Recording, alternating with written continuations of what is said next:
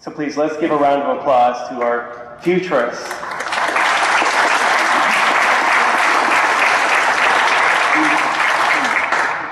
So, you've all got tenured careers. I mean, you really, before virtual reality ever happened, I mean, you've all been around. I mean, there's no question. So, I think the first question I have for all of you is, why does immersive technology excite you? What makes it special for you? Now, just to highlight, we've got a little bit of every angle in this panel: hardware, game engines, film, game development, platforms. So it'll be very interesting to hear what your perspectives are. So Richard, why don't you start? Oh, wow. So I've been a fan of gaming since the 1740s when I was a child. And what I really like about the immersive stuff is it requires so much less effort. As a general rule, guys are willing to put the effort in to learn how to game. I think this comment came up earlier today. There are occasions now where you can sit a non-gaming woman down in front of a VR system, give them an entertaining environment, and you make them jump, you make them feel like playing. And the fact that it's that bit more inclusive is what makes the difference to me. That's why I love it so much. It's no longer the experience of learning how to overcome the technological obstacles, but instead it's welcoming and inviting, and it's going to bring a whole world population our way. And that's not from a marketing perspective, that's just being inclusive with everyone. I think that's a great change for the world. James? Well, I think that's a very good point. I think adding to that, it's interesting as well, VR, I think there's two things I would say. One thing from someone who develops engine technology, it's interesting how it sort of affects all areas. Like it sort of raises the bar in all the areas. And it's something I'm going to be talking a bit about tomorrow as well, but it's just fascinating the challenges. You get more and more into it, and we're talking more with different teams developing things, how far-reaching the difference is. The way you interact with the world is so different that it really makes different demands on how you interact with a virtual world and what you need to do to make it. And I think also just from a sort of business perspective, I think it's fascinating to see, it's an opportunity for teams and individuals to come in and sort of really be disruptive and come up with new ideas. There's so many talks today that have been talking about, and when the smart person works this out, and when the smart person solves this problem, I think right now is a fascinating time for it. Outside of just what it is in itself, it's just solving these problems and the challenges is super exciting. I see every year it's like the rules are thrown out and some new rules come in, so it's exciting. Miles? I'm not much of a gamer. I love immersion though. It's something that I've always looked at. The first time I ever saw it, David McCutcheon gave me a demo years ago, and it was first portion was in a dome, 16-foot dome of these guys playing basketball. And the guys in front of you throws the ball, it goes over your head, and you look behind you and went, wow, this is really cool. And then, putting on the goggles, really started to look at how this could change the way people interact and people experience things, regardless of what that is.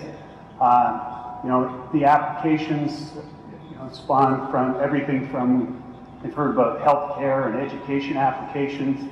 Obviously, the stuff we've done with Google in the past in terms of mapping, but the live applications of being able to just truly immerse yourself and get into a different experience, whether it's the best seat in the house at a basketball game, or just exploring somewhere before you go there. I think there's just huge opportunities for this, and the changes it's having on Hollywood in terms of storytelling. It's no more of just setting a regular 2D linear story. It's really creating something that's a little more challenging and exciting. Okay. Frank? In my career, I've always been interested in sharing experiences, trying to figure out ways to show people something that they've never seen before, developing the technology to do that, and allowing people to tell a story in new ways. And so that's kind of been the arc of where I've been going. And lately it's been heading towards this convergence between television, film, and video games technology. And what's surprising and really exciting to me is the way virtual reality seems to have landed right in the middle of that convergence. There's been, I've worked on bringing the technology of digital visual effects into gaming and vice versa, but visual effects are just a tool. Virtual reality puts us right in the middle of the spectrum between linear storytelling and interactive gaming. And so it seems like we're right on the verge of a new age, the golden age of interactive entertainment. So for me, I think with immersive technology, for me, I'm in a great position with my job. I get to try out lots of different things. And it's finding the ones that you think are going to work and think that you can do something with, and then slowly taking it maybe to initially around internally, showing it around to people who you work with, and they see this amazing technology. And I think I always think back to sometimes when you've read an amazing book or watched an amazing movie and it just sticks in your memory, or you've been on an amazing theme park ride, or whatever it might be, these experiences that you have in your life that you just think, I want other people to also experience that. That was such an amazing thing. I'm going to tell people about that because I can't stop thinking about it. And some of these immersive technologies come along and give you that moment, but because it's a technology, there's a hardware key, effectively. Unless other people have got that, you cannot share that moment. So being able to be in a position where you can find the real sort of golden nuggets of this immersive technology and then work on it and grow it and start taking it to the public and then make it eventually hopefully be a consumer product that everyone can access, then everyone can get access to these experiences. But also in the process of doing so, you introduce this technology to developers or to creative people who do things with it because you've given them a new tool. You do things with it you never even thought yourself was possible. So you start seeing even more amazing experiences coming back from this one thing, this one piece of hardware or one little technical change that was made up front, and takes it to places you didn't even imagine yourself, but then it allows you to also experience that and be part of that journey. I'm wondering, you in your careers, I would venture that there's been a lot of consistency. The technology, of course, improves, but the nature of either creating video games, of creating movies, the formula must be pretty consistent. You must, from experience, you must be able to build reliably.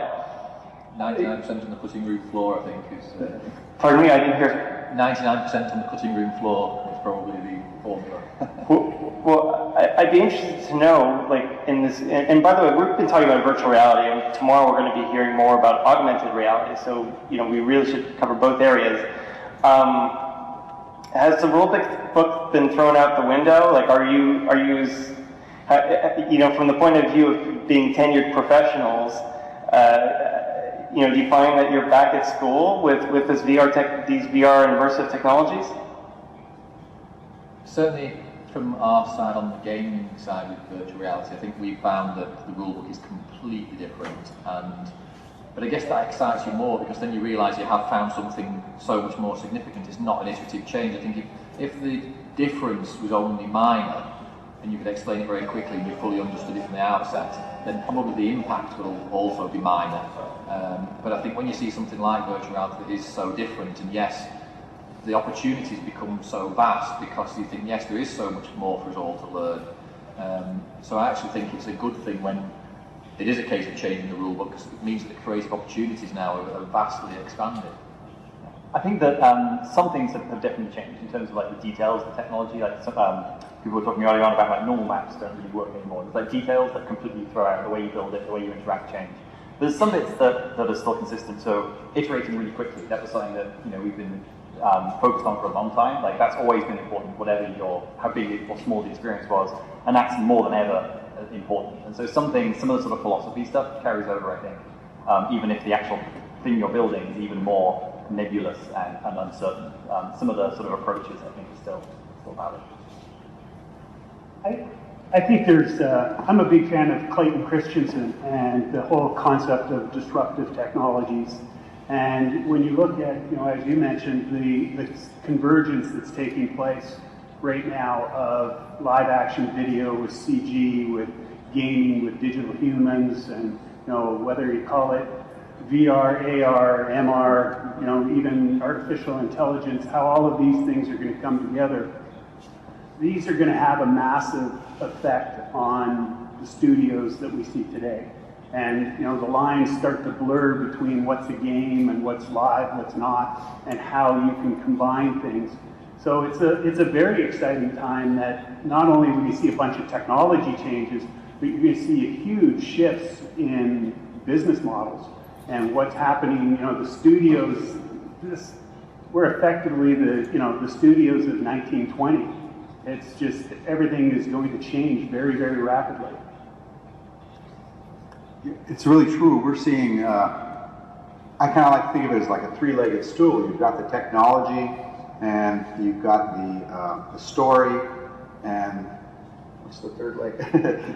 the business model. I always forget about the business model, although, you know, that's what pays the bills, but it's the combination of the three is what gives us the power here in virtual reality, because we're not really even sure what the business model is yet. But it's going to, you know, movies have been made according to formulas for a long time in terms of visual effects, budgets. The technology we're coming up with now is going to turn that on its head and allow a lot more quick iterations, novel applications, and so finding the sweet spot with the technology, the story, and the business model is going to be really a fun time.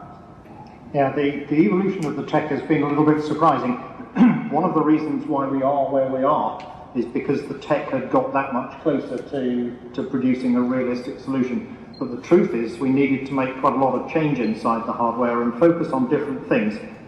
I made a very fine distinction that nobody cares about the difference between frame rate and latency when I was talking. And for most people, folks who are not technical in this audience, you won't think that there's a difference. In the end, it just comes down to how fast you deliver these frames, doesn't it? It's all the same stuff.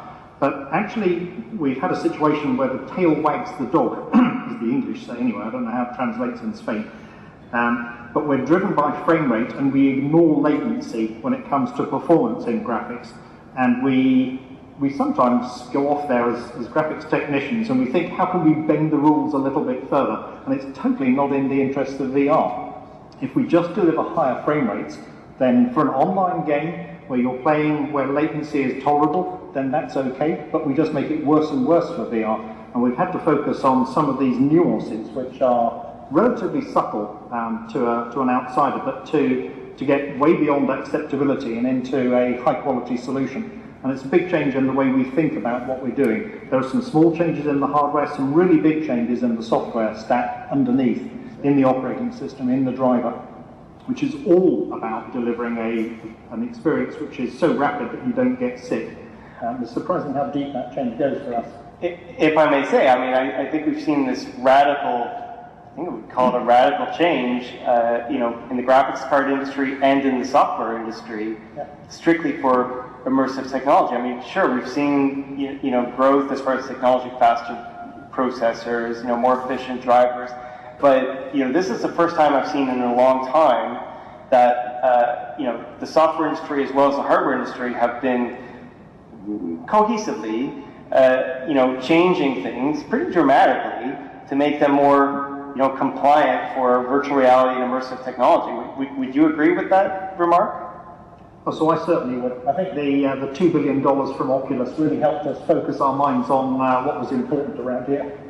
Well, okay, well, let me ask the next question then. I mean, you're all heavily invested. I mean, there's no, and when I'm talking about invested, I mean money. Like, there's a significant attachment to this. I mean, it costs money to update graphics cards, it costs money to add new features to game engines, it costs money to create and experiment with content before the products are out there, because the products haven't started selling yet. Why so confident? Like, what, you know, what's the vision that has instilled this confidence in the industry? Well, me, I'm confident in these guys. I'm confident that the software guys will solve the problems that will be done. Well, give us the horsepower and we can do almost anything, right? I think it just goes back to the basic human interaction and how people want to experience things. It's very natural. We look around this room today and you experience it, versus if this was just filmed in a traditional 2D, it would flash to me right now, you wouldn't see other people's reactions. you know, to what I'm saying. And that's what people want to do. You know, when I was in grade 3 and had my first tour of the museum, you know, you sit there and you're looking at one display and somebody's talking about it, but meanwhile you're looking around at everything and taking it all in. And that's what, as humans, what we're all about. And I think this is an inevitable technology, and it will come. It's just a matter of how good, how fast. So, James, I apologize. I don't know why I slipped up on your title, but I'll tell you something I did remember, Showdown. And I understand that it's one of your latest projects within Epic Games, and it recently was announced that it's been made available for free for people to try. And I was hoping it would be okay that we actually have a video clip of this that we could show. Maybe you could talk a little bit about it. So if you could pull up, please, if someone's up there, Epic Games and the subheading. Somebody up there. I have to say, this is very optimistic of you. Yeah. Okay, well, we'll get back to that, James. I'll try and do the whole thing through interpretive dance later. Yeah, okay. But, yeah, okay. So we'll have to find someone up there. I want to So come back to that, what you were saying about why is it different this time, you know, the technology driving the interactive experience. Because, you know, I was a big supporter, as you know, Neil, of stereoscopic 3D in theme parks and films and video games. And we really expected 3D to be bigger in the gaming industry than it ended up. But we seemed like we were putting it on as an after effect, kind of layering it onto the games afterwards. Whereas this time around, like you said, we're building the technology specifically to make the dream of VR happen before it's even there. We're not layering it. It's actually, the idea of VR is driving the technology development. And I've not seen that before. So there is something really different this time around. I think it's strange. Game developers can often be a bit of a cynical lot, strangely, for a group of people who are into like building fantastical worlds, but they can be very much like, can I fake this? Can I do this in some other way, right? And I think, you know, with 3D, it's kind of like, well, is it really compelling enough given the effort I need to put into it? And this, I think you've seen that game developers have sort of been like, okay, this is genuinely different. This is the real deal. This isn't some kind of marketing spin on some other thing. Like, this is, you know, you can get, like you said, you can give it to someone who's never experienced 3D games before, and there's a genuine reaction there, which is not really something you can have outside of, you know, maybe traveling to a real place, you know, realizing a present experience. So I think when you see that experience from, you know, non-gamers, and you see that experience from, you know, veterans who take a lot to be impressed and take something seriously, I think that's the sort of compelling reason, I think. I think another point on that as well, that I think when you look at some of these technologies, is as I mentioned before, about thinking about things as iterative developments. And if you think about 3D, I'm the same big fan of 3D myself, but when people look at 3D, they kind of think it's this game but in 3D, and in the same way that some people think, okay, well, I can have the game audio either in stereo out of my basic TV speakers or a surround sound system, but yet still a lot of people don't either switch on the surround sound system or just don't own one, even though no one would say that surround sound isn't better.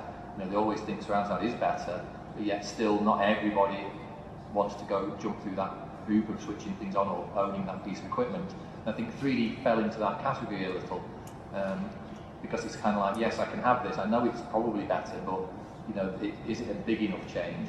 But I think that's where VR is different, is it's so fundamentally different that, I mean, many people, you can't really explain VR to someone unless they try it themselves, which is a good start there, because you kind of think, well, that's a good sign that it is significantly different. Because people are being inside the games, and the nature of being inside the game changes the entire game, and the work involved in making a game work in VR compared to, you know, being a conventional TV-based game is vast. There's an awful lot more effort, whereas adding things like surround sound or stereoscopic 3D wasn't quite as much effort by any stretch. You could kind of add it on as like a video mode or an audio mode or whatever. But I think changing the entire nature of the game itself, and then people being able to say, have you tried being in this game world actually as a VR experience? You know, people can't comprehend it, they have to try it, it's because it's just so vastly different. I think that's where all the value comes from. Actually, one thing I'd like to talk about is story. I mean, we're at this time where, I mean, if you go into the exhibit hall or if you've gone to other conferences and events, usually they're very short experiences. I mean, you sit down, you put the headband on, you're of course impressed with what you see and experience, and you move on. But they're designed that way. So 2 questions. Do you think we're going to have long stories in virtual reality? And when I say long stories, I mean, could be like hours in length. And also, are we going to see new types of stories that we didn't see before? And if we do have these new types of stories, can you start to define them? How would you describe them?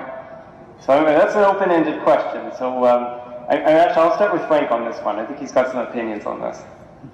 Okay, so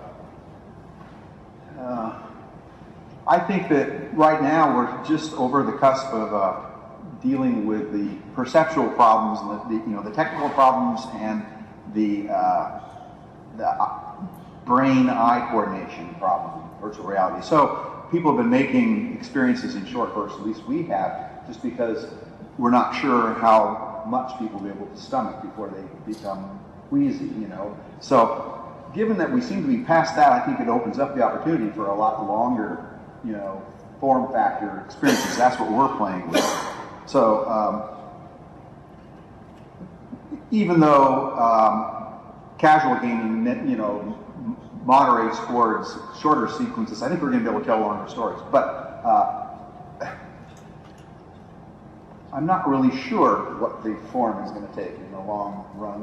If you have a longer form story, virtual reality, as we've said, is so undefined. I don't know yet where it's going to take. I think we're going to have epic stories. That's what we're imagining, stories that draw you into the world and that you run the danger of people being, stuck in virtual reality, their brain becoming rewired and coming out as a mutant or something. Well, let me give you a working example. If I was to watch a movie, I'd sit at that movie and I absorb the scene. It's almost, we can call it, maybe it's passive, but I'm absorbing it from a distance, as though I'm not in it, but I'm watching it. But in virtual reality, or in some cases augmented reality, when you're more involved with it, is there a bigger story to be found? Like, are there stories, outside the direct line of sight that could be shared in VR? Are there experimental ideas that are being worked on? I believe there are, and I think our vision isn't necessarily from immersive media. It's not about just VR, and you have to be looking around all of the time. It's about taking technologies and combining them to help tell a story. And we've done a number of shorts, 20-minute sort of things with Roddenberry and a few others that are very interesting. They're 360 stories that you can look around and experience. At the other end of the spectrum, we've done things like full hockey games or the VMAs for 3 hours on Sunday. And something like that, you're not going to put on a headset. I often say, I'm not going to have a Super Bowl party and hand out 40 headsets to everybody to sit there and watch the game. But what I want to do is be able to allow people to immerse themselves, and it might be that I'll have a big screen TV watching it, and when something cool happens, I can grab my remote and go, wait a second, pan left, pan right. I now take over control and can move around. And it's gone from that sit back and be entertained to lean forward, engage, and be involved, and then drop back. Let the director still do their job. We have this technology we call a virtual cameraman, where it will move and follow the storyline for you. So I don't think it's necessarily just about VR and how long can I keep a headset on. It's about what type of technologies are around us that we'll start to use and embrace going forward. And speaking to the point of longer stories, I think that there are already some things like Elite Dangerous, right? That's a game with VR support. I know friends of mine who play that for a couple of hours at a time because it's not as exhausting. I think that the sort of it's like a couple of hours in Disney World is enough for me. It's just too much. I think there's something to be said for the pace of things, and that's something again that's come up a few times today. It's you've got to bring the pace down. It's so rich an experience, and I think it's not just about having someone else's story told to you. It's having environments where you can develop your own stories, and I think that again, when you do things at your own pace, where you're not being sort of led as much is I think important for the fatigue aspect as much as the physiological questions. The whole aspect of social VR is really exciting. Like we tend to think of, from my background, building a linear story that you want to convey to the audience, but the opportunity of sharing and making up the story in virtual reality on the part of the participants, that's really going to be a fun place to go. So, if I can ask, we're at this time, products haven't been released yet, we're looking forward to 2016, but your long-term vision, if I saw, relatively speaking, a black and white television, my long-term view would be, this is the TV for today, but, I'm imagining a screen like this, with stuff on it.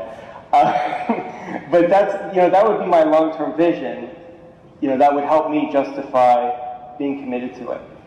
So I'd be interested to know, what's your long-term vision? I mean, are the devices that we're going to be seeing in 2016, very early products compared to what we should ultimately be excited about? I mean, how would you describe where we are on the scale of where we ultimately want to be?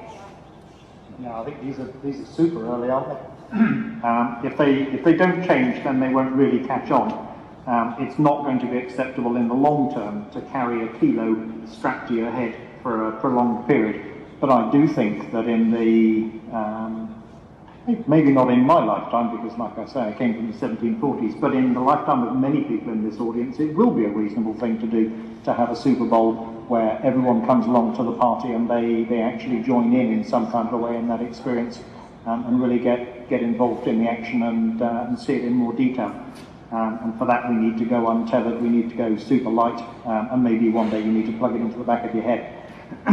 I don't really mind, I'd be alright with that. I don't want to be the first guy to plug it into the back of my head, but I don't mind being an early adopter with that stuff.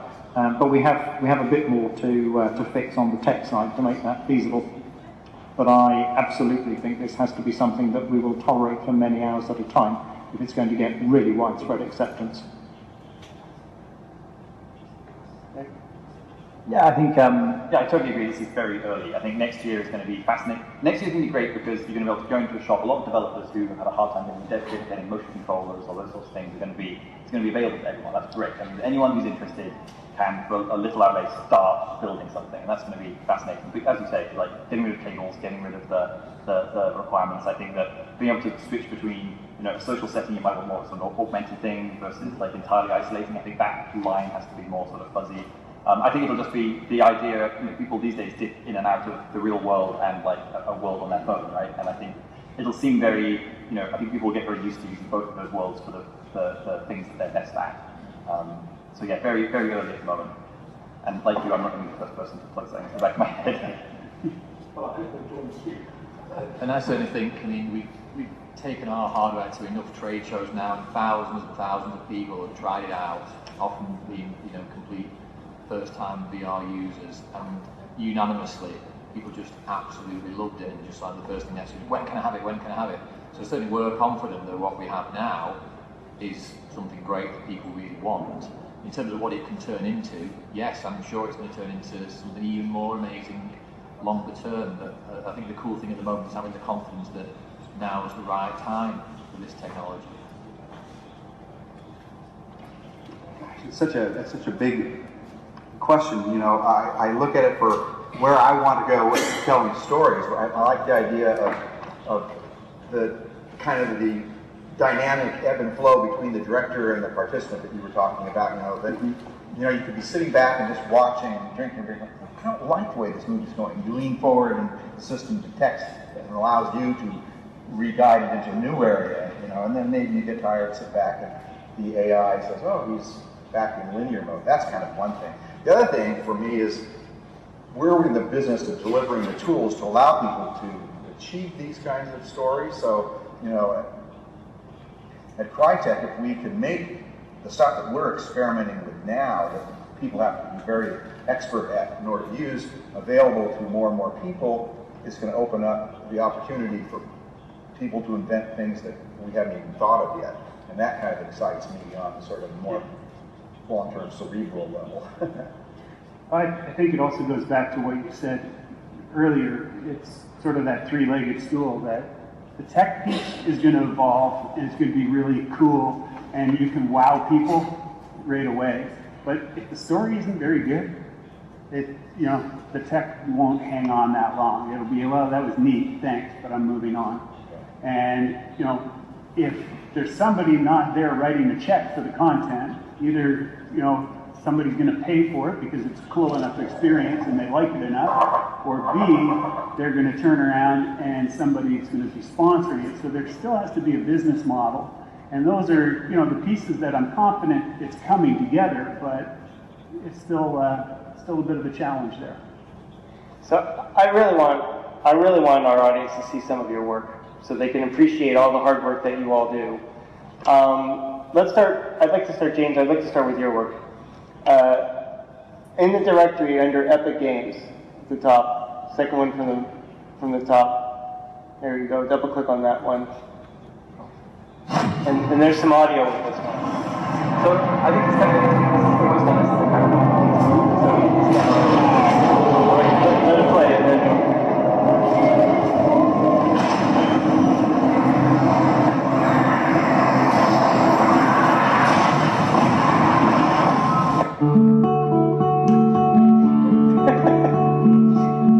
go back.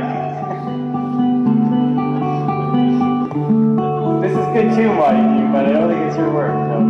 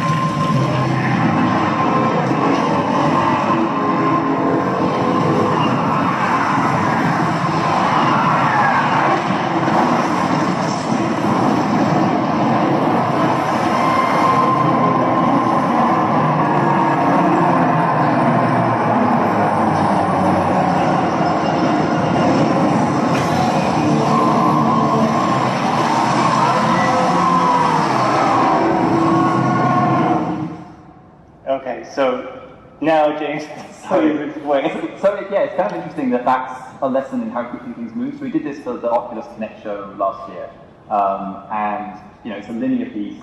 We learned a lot about building content, so particle effects and explosions, and how to get enough performance to run them like that. Dealing with shadows and all these different things. We learned a lot from doing that. But I think we would no way make a demo like that today. There's no interactivity, there's no controller, there's no, so I think those are the sorts of things that we, it's interesting to look back and see how far we've come, but at the same time, so we released that for free yesterday, I think, so quite handy with the show. So if anyone's interested in grabbing that and having a poke around and using the content, then they can.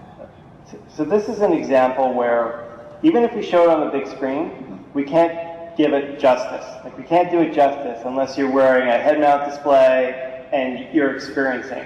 So, like, maybe if I can mime it a little bit.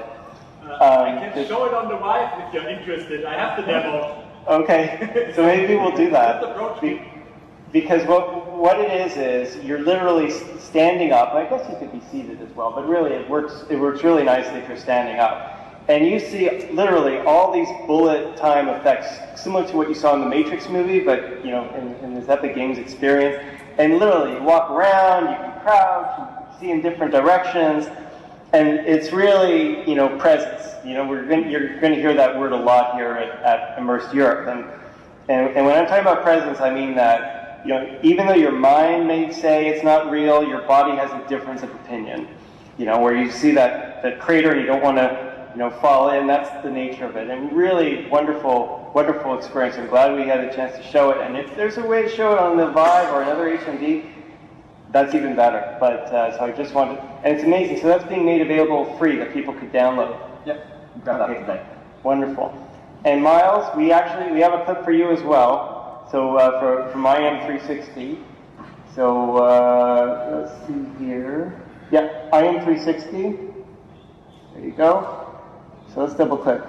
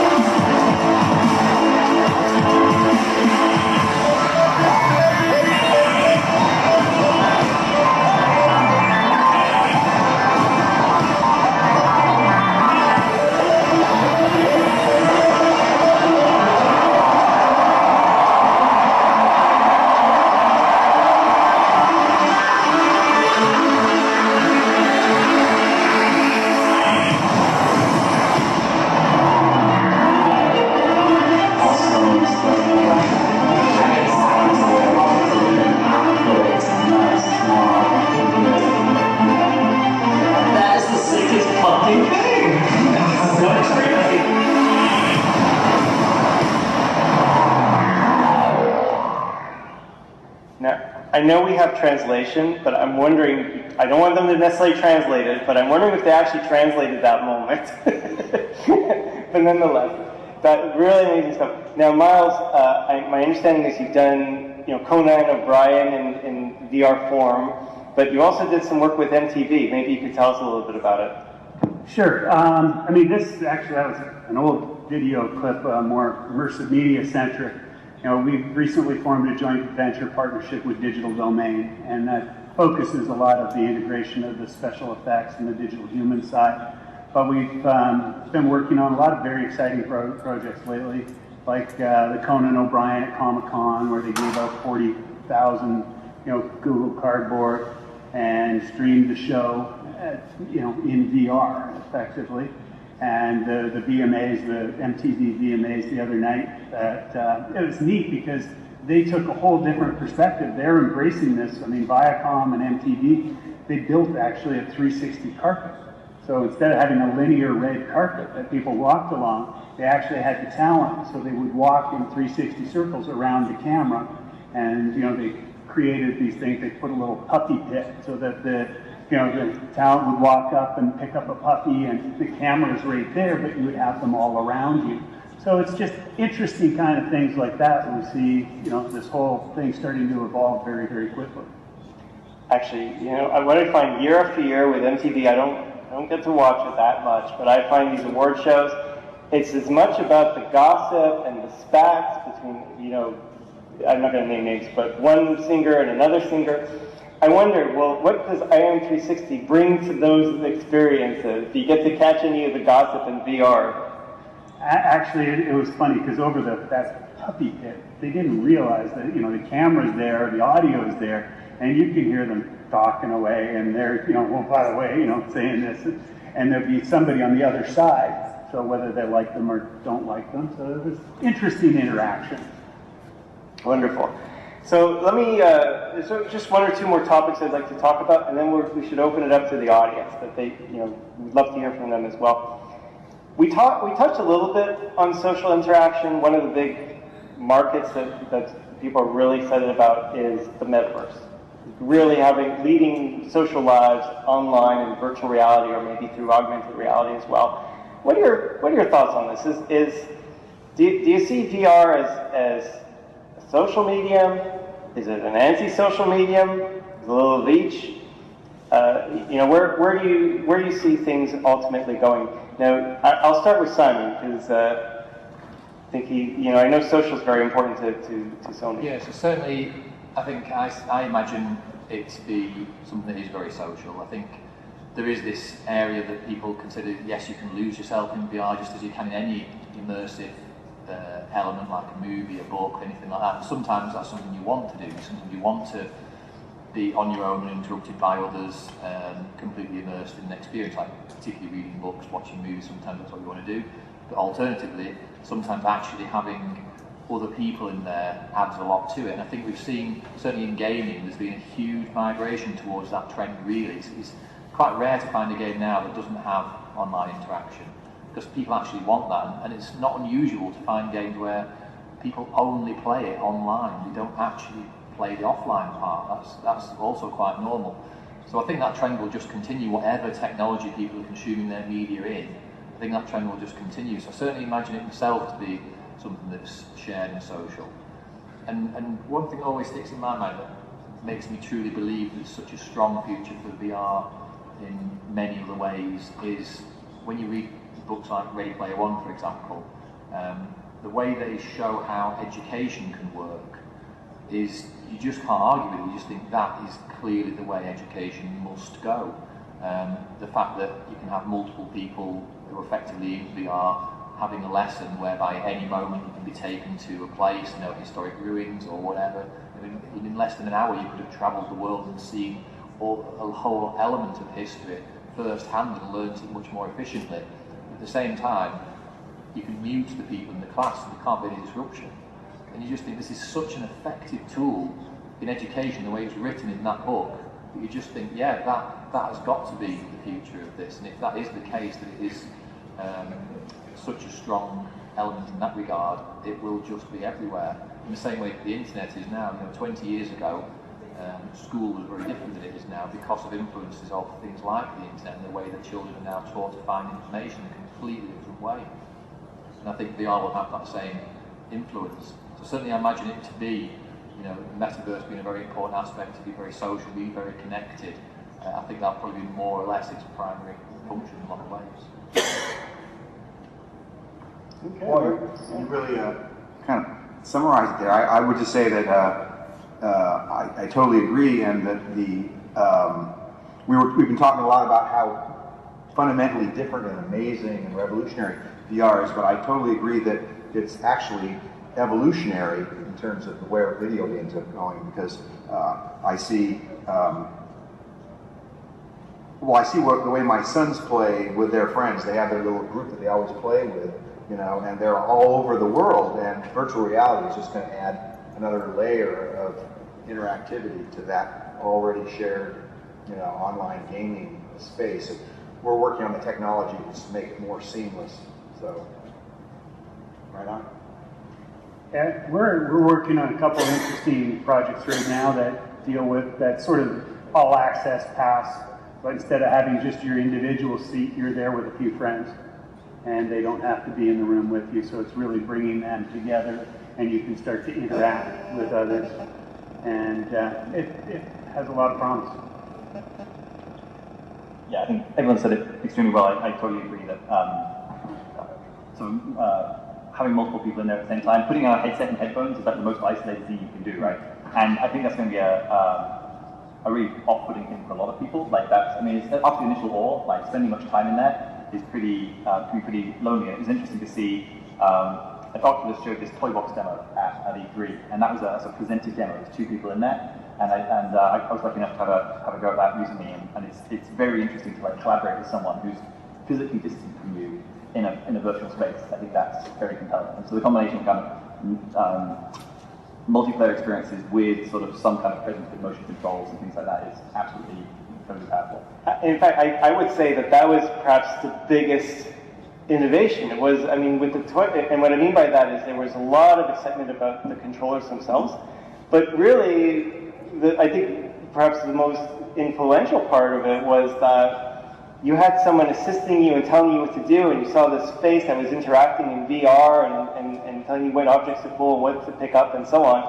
And that was, very few people actually talked about that. More people were talking about the controllers, but really the big innovation was the product in action. I think it just feels so natural when you take these little cues from people. You're used to being in a physical space with someone else, and that feels a very natural thing to do. And so I think having real people in your virtual physical space is going to be a very powerful way to do things together and social. My favorite part of that was when my partner said, "Hey, look, I've got a firecracker here. What can I do with that?" And he looks over at me and goes, "What's that on your desk?" And, "Oh, it's a lighter." I picked it up and I handed it to him, and he took it, lit the firecracker, and then threw it at me. But it was amazing. As you said earlier on, it lowers that barrier. You don't think about it, right? No, I felt like I was there with it. So I think that's, as you say, it's one of the most powerful things. Is that collaborative aspect of it is huge. Yeah, so I'll add just a little bit, and that is, I think, the only good thing that game piracy ever did was force software developers to shift from one-player games to multiplayer games. Going online kind of fixed the problem of piracy, as a result of which we pretty much have software that deals with multiple people at a time these days. It's the way we write software. We don't expect it to be an isolated experience. And that is one of the things that creates a situation where now it should be possible to create VR experiences which are multi-person and genuinely social. That's a very positive development. So I'm thankful for piracy for that in a slightly twisted kind of way. But we certainly see all the tech flowing together. We're at a nice moment in history where everything is there in place to make this work. And I think a great social feature, a great social future for this tech is definitely there. I like the fact that it's much more than just games as well. Although I've been in this business for games for the last 20 years, the obvious fact is that there's a great deal more to this than just games, and that's a very positive thing. But the games tech drives a lot of the future for the world, and that's a very cool feature about the industry we're in. Well, very exciting that you're all here. I think we should open it up for questions from the audience. Can I get two microphones, or actually we just need one microphone really. I just need a microphone and we'll open up to questions.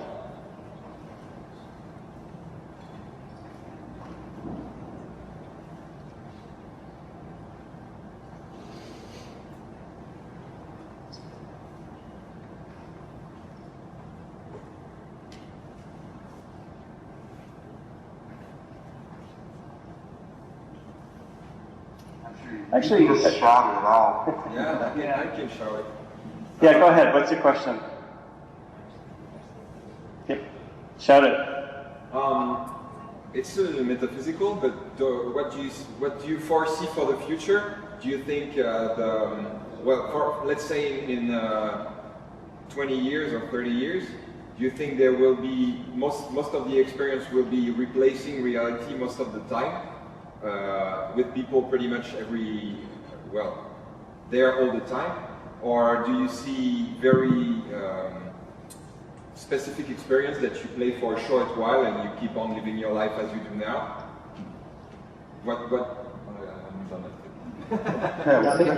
Yeah, it's like, from my perspective, it's like, there's going to be a spectrum of, there will be people who isolate themselves within virtual reality, but the most exciting developments I've been seeing have been in the augmented reality side, where what they're doing with HoloLens and the like.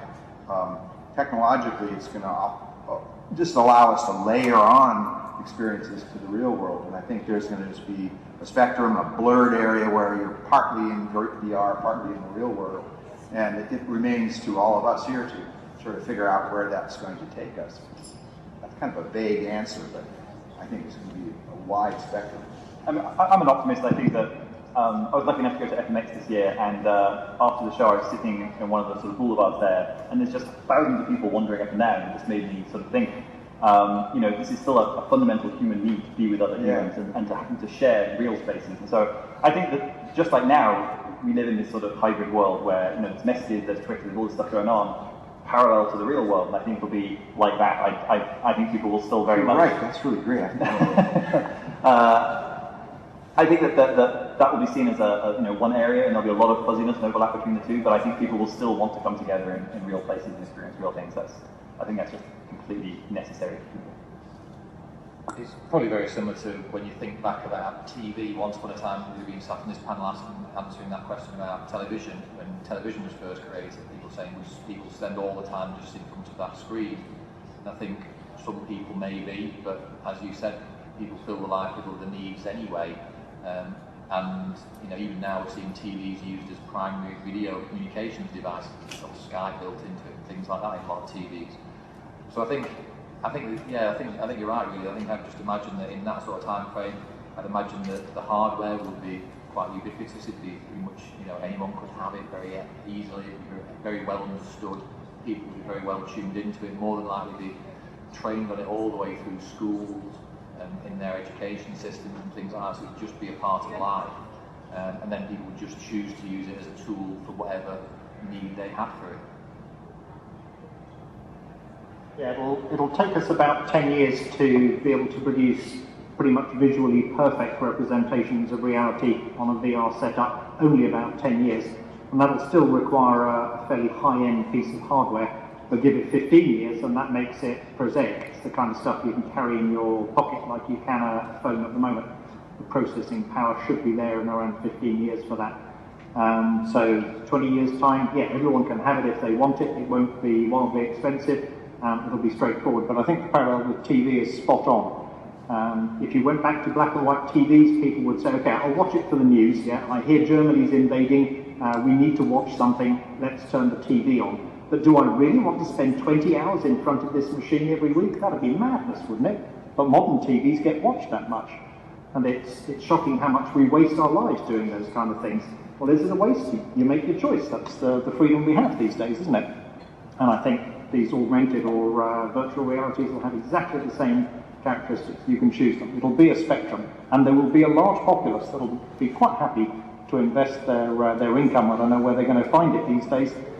In 20 years' time, I don't know what the jobs will be. But yeah, they will invest their lives in just... They'll be working in virtual reality. Well, maybe so. Maybe there'll be a productive role to be had in there. We'll have all retired, so it's fine. Actually, I think, what you're saying about working in virtual reality, I mean, you're raising a very important point. I mean, where do you see the future? Do you think there's going to be a whole career path for people that are 100% committed to immersive technology versus other divisions when it comes to software development? Well, absolutely. We saw from Dr. Kim. Yeah. But also in the care services, the virtual reality provides a channel for people you can think of a lot of different, I'm just making this up, but lots of different fields where the kind of the presence that you could afford through virtual reality might open up whole new job opportunities. Good stuff. Were there any other questions? Okay, let's get a microphone so people can hear.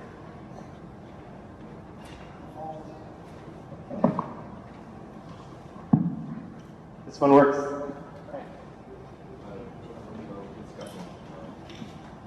Okay, so what do you think? What is the hardware input for writing in VR?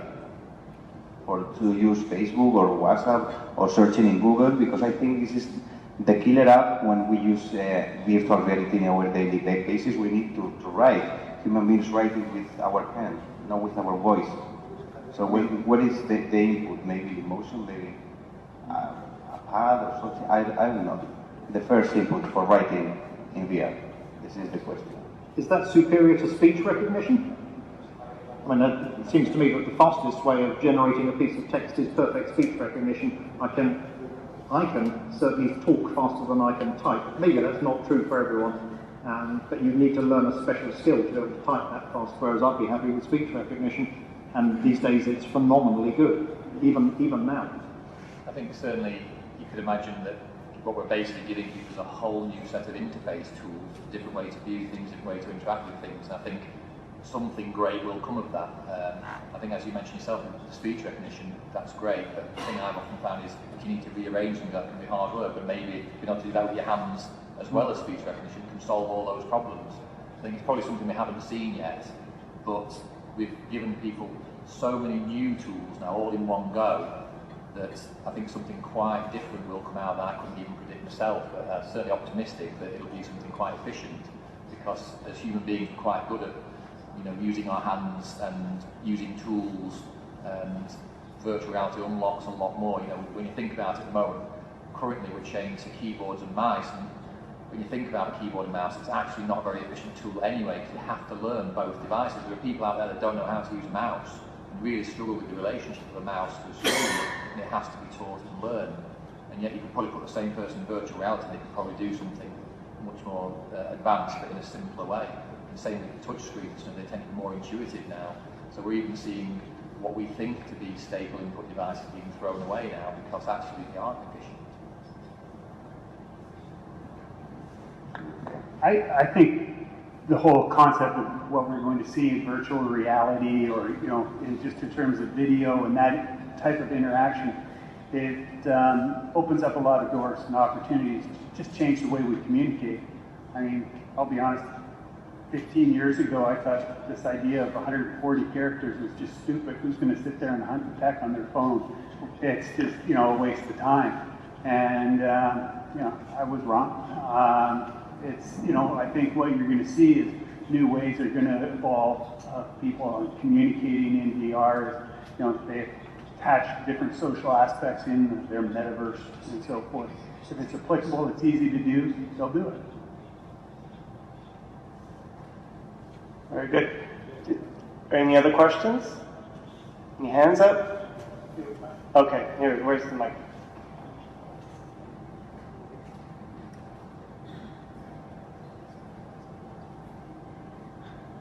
So, hands up, please. Okay, here we go.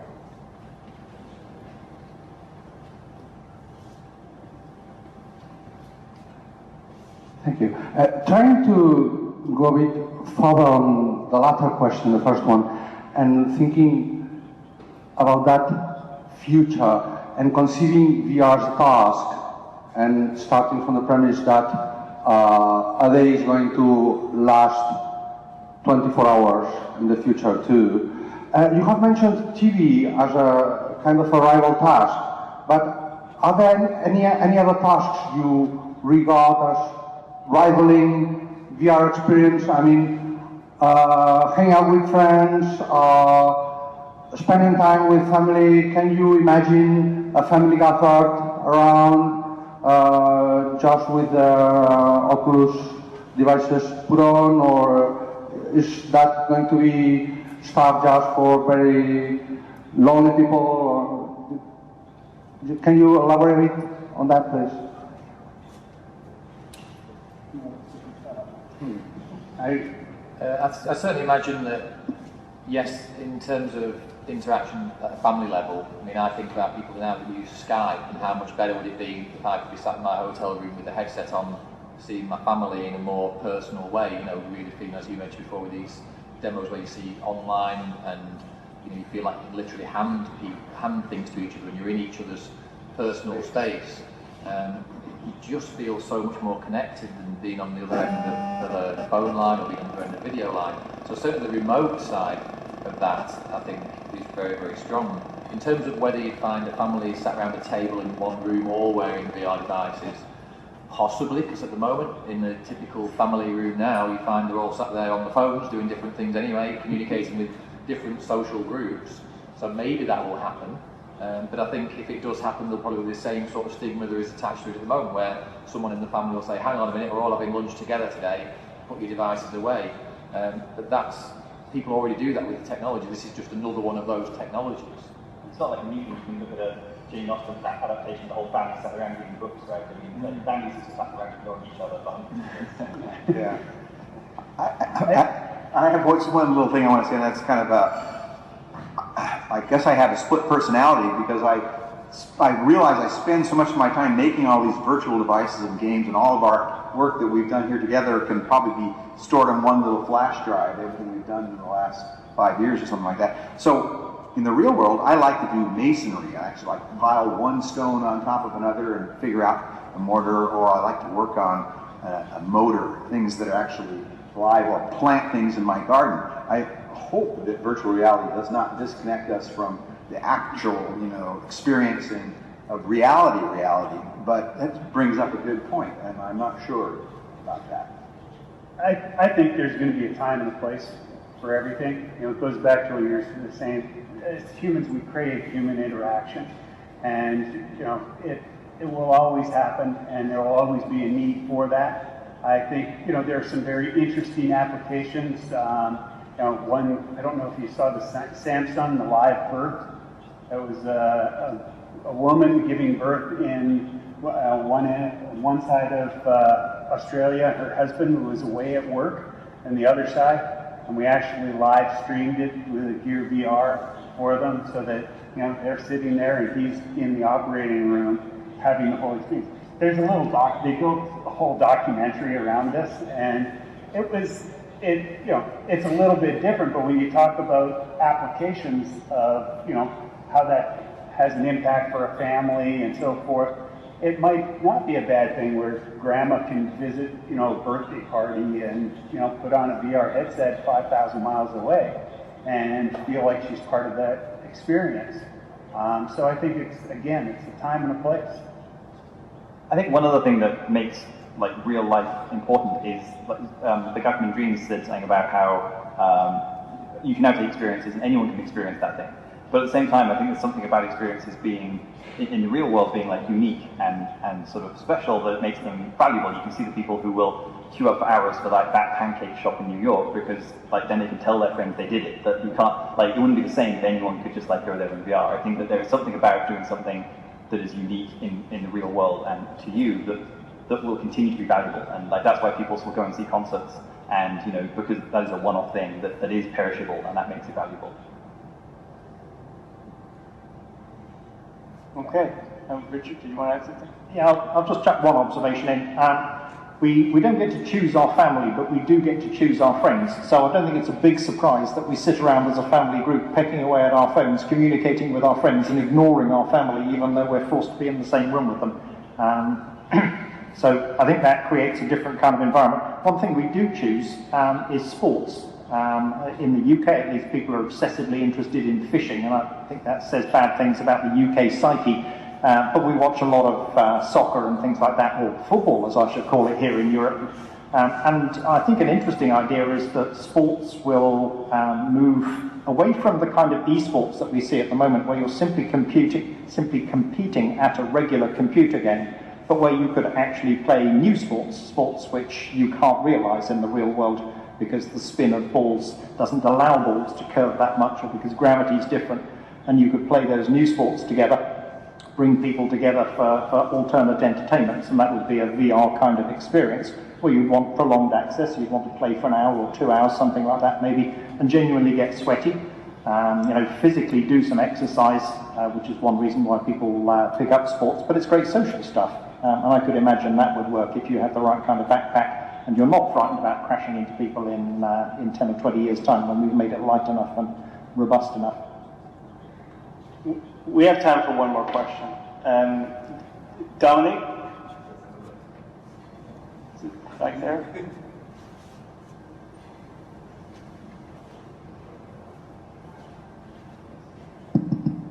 Okay, we are talking about the future of virtual reality, and I would like to get an individual answer if that's still possible within time.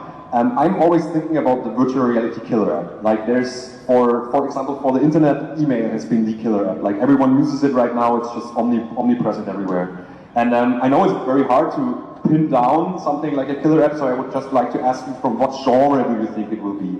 Will it be a social experience? Will it be an adult experience? Will it be gaming? Will it be films? Will it be entertainment? What's your opinion about the killer app that's gonna bring VR to the mainstream market?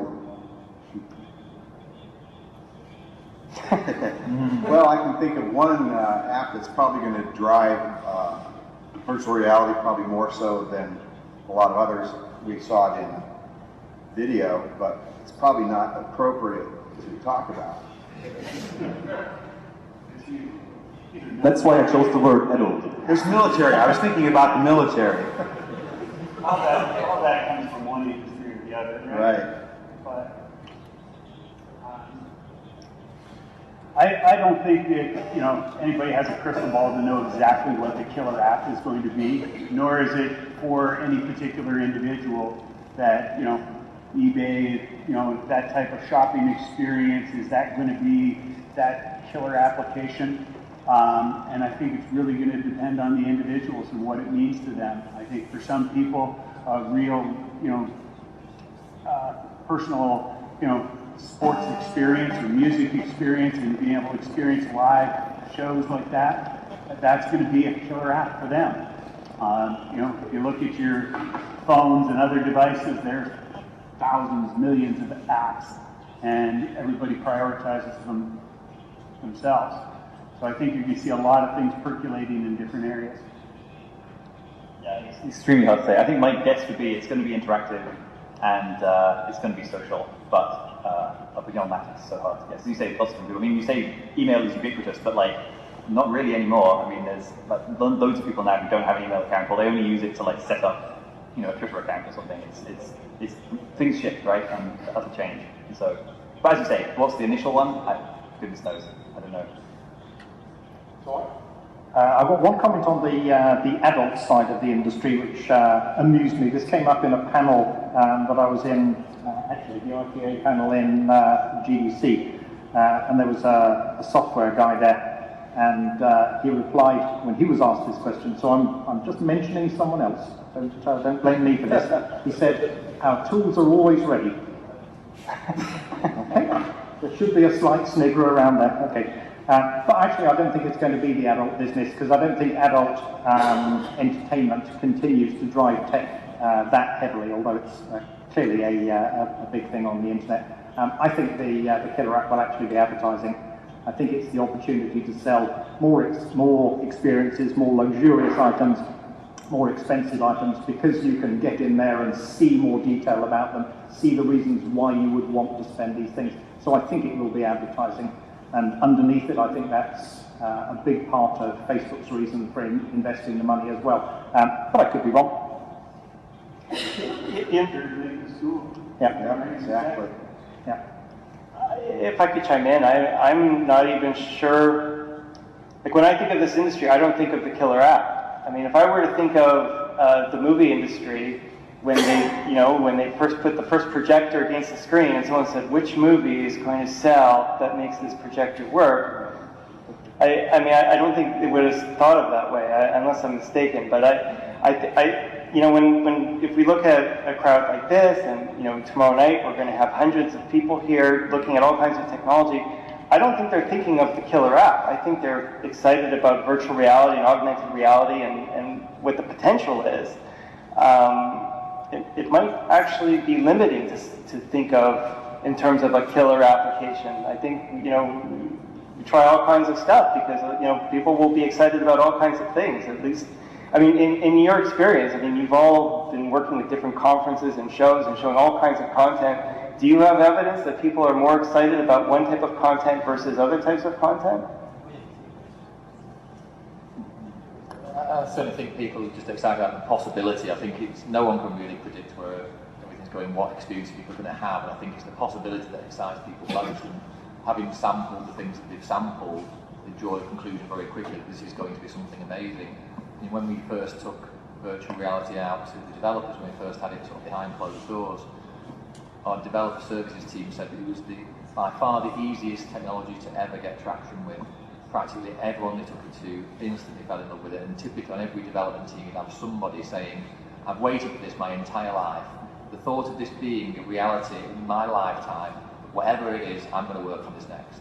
And there's normally at least one of them in every development team that has that kind of instant commitment to this, because obviously I guess certainly in game development a lot of people are very close attached to science fiction and to technology, and they're aware of what VR could offer up. For them to see it in their own lifetime, it's like a dream come true for them, and they're just jumping in with both feet. And I think again we'll see it's similar to that in the consumer side, that people like that, the early adopters will have that attitude. But I think in terms of things that will really make the biggest difference, it's just thinking that virtual reality itself, because it is a virtual reality, is virtually unlimited in terms of what you can do with it. Therefore, when you think about your favourite sci-fi movie moment where someone interacted with some futuristic something or other, you could have that. We could throw away our monitors and not use them anymore, and have all of our, let's have Facebook here, I'll just have it there, thank you very much, and I'll be working on a document here, watching a movie over there, and just all virtual screens wherever I want them, that suits me, that completely changes the way I work, the way I interact with things, the way I learn, the way I watch movies, the way I socialise with people. The limitations are just not there, because anything you can imagine you can now create. And I think something in that domain may become a default user interface on our everyday lives, maybe, the way we handle all the complex information presented with, instead of a tiny screen like this, let's all have many big screens wherever we want them, or whatever it might be, that can be touch or can be gesture controlled or whatever it can be. I guess I would just add to that it does feel like it's going to be organic, whatever develops in virtual reality. We don't know what the killer app is going to be. It's because virtual reality is evolving into something that's more like a new medium in its own right, and so all of those possibilities exist. So you said it better than I can, but it's the future's wide open. Okay, excellent. Well, I think, we should give our panel a round of applause. I think